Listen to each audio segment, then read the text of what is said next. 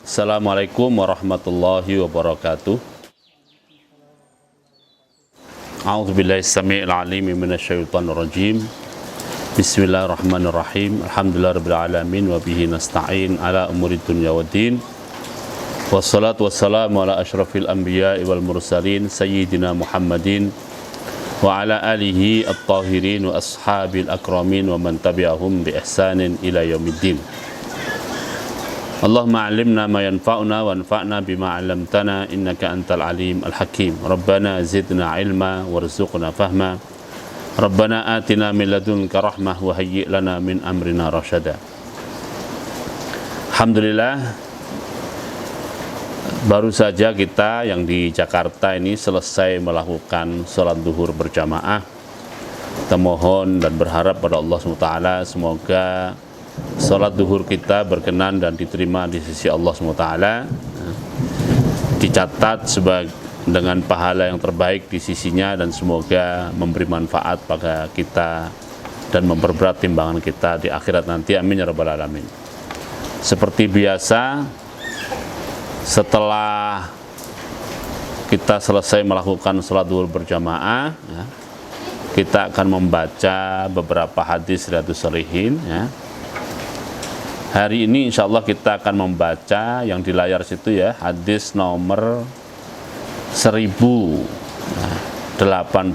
ya, 1087 dan 1088 ya. 3 hadis sekaligus insya Allah ya. Saya akan baca langsung ya, karena waktunya tadi udah banyak terpakai, nanti khawatir nggak cukup 40 menit ya. Wa an Abi Mas'udin, lan diriwayatake saking Abu Mas'ud radhiyallahu, muga-muga Allah meridhoni sapa Allah Gusti Allah, anhu tumerap Abu Mas'ud. Qala Abu Mas'ud ngendika, kana ana sapa Rasulullah sallallahu, muga-muga paring selawat sapa Allah Gusti Allah alaihi ing atase Abi Mas'ud ya. Wassalamu lan memugi paring selamat sapa Allah ing Abi Mas'ud. Kana ana sapa Rasulullah SAW, ana iku yamsahu, ngusap sapa Rasulullah SAW, manakibana, ngusap atau nyekel ya, atau ngelus sapa Rasulullah SAW, manakibana ing pundak-pundak kita, fi sholati ing dalam persiapan salat, ing dalam persiapan salat. Wa yaqulu lan ngendika sapa Rasulullah sallallahu alaihi wasallam, istawu, padha nglurusna sapa sira kabeh, wala takhtalifu lan aja padha beda-beda, aja padha mencela-mencele, ana sing maju ana sing mundur ya, ana sing bengkong ya. Fatakhtalifa qulubukum, fatakhtalifa mongko dadi beda-beda ya. Ora seragam, ora padha apa qulubukum, ati sira kabeh.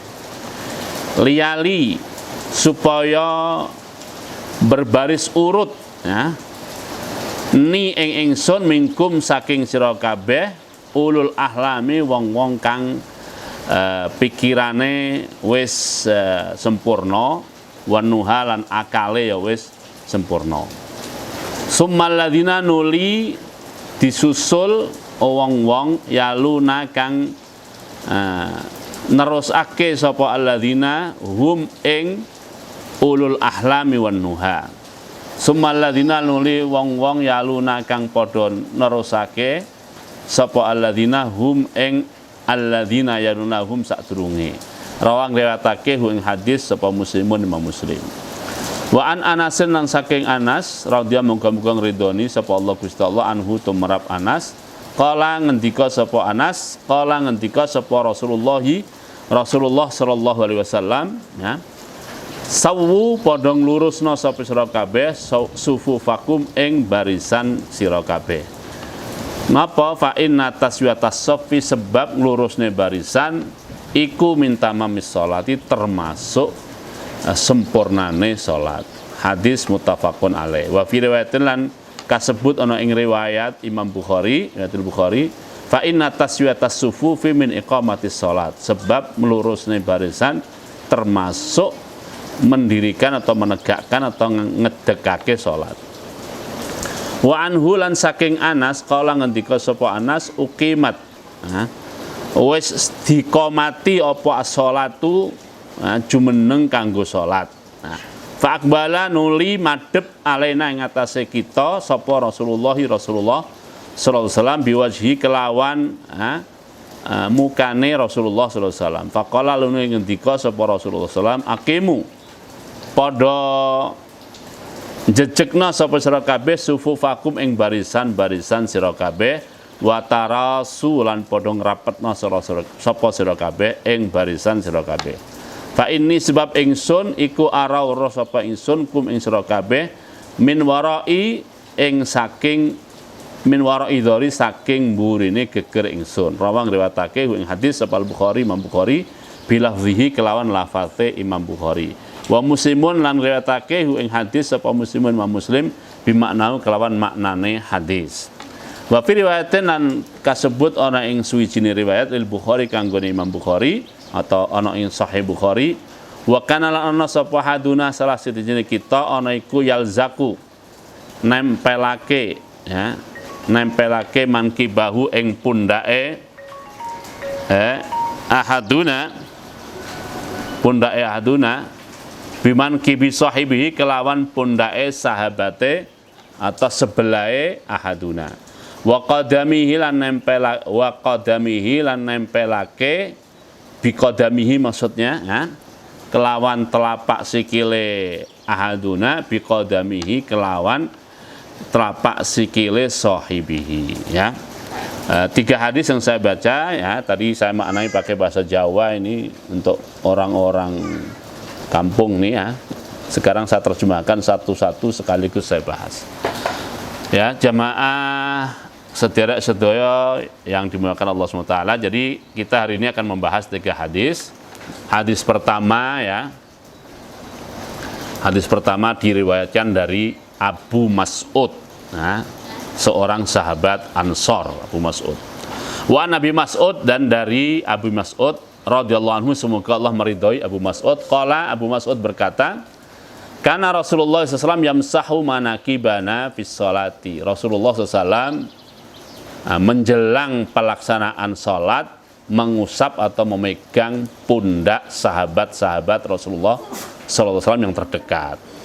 Dipegang di pundaknya untuk diapakan? Untuk diluruskan dengan sebelahnya dan untuk ditempelkan dengan bahu atau pundak sebelahnya. Wa yaqul dan beliau SAW bersabda ya, istawu wala takhtalifu, luruskan ya, dan jangan membuat perselisihan atau perbedaan. Jangan ada yang maju, jangan ada yang mundur, tapi harap lurus, pundak ketemu pundak ya.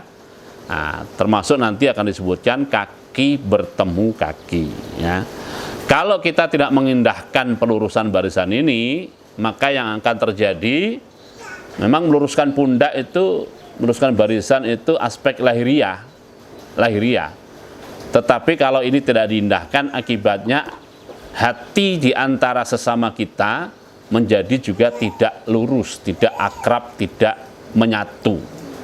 Jadi kalau kita perhatikan kenapa umat Islam itu susah bersatu ya, di antara sebabnya itu sejak sholat itu sudah susah bersatu, suruh lurus tidak mau ya kan. Nah kadang-kadang membuat tidak lurus seperti kemarin sudah kita jelaskan ya, gara-gara masing-masing membawa sajadah terlalu lebar ya, lalu sebelahnya tidak boleh nginjak sajadahnya. Nah akibatnya menjadi tidak lurus dan tidak rapat. Nah kemudian Rasulullah mengatur liyalini minkum ulul ahlami wan nuha. Ini tata urutan berbaris dalam sholat berjamaah. Jadi yang berada di posisi terdekat dengan imam waktu itu dengan Rasulullah SAW adalah yang paling mengerti ya. Ulul ahlam itu dari kata hilm. Hilm itu artinya paling mengerti ya, paling paham, paling sabar ya, dan sebagainya.